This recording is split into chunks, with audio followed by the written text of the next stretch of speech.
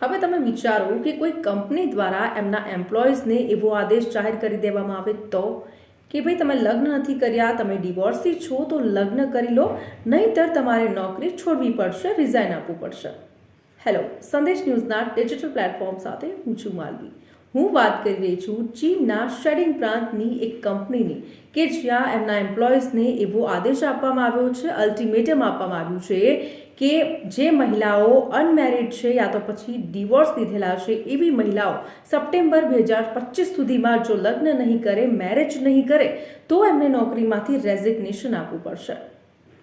Company દ્વારા એવો દાવો કરવામાં આવ્યો છે કે આ પગલું માત્ર ને માત્ર એટલા માટે ભરી રહ્યા છે કારણ કે સંસ્કૃતિને બચાવી શકાય. તમારું શું કહેવું છે? કમેન્ટ કરીને અમને ચોક્કસથી જણાવજો.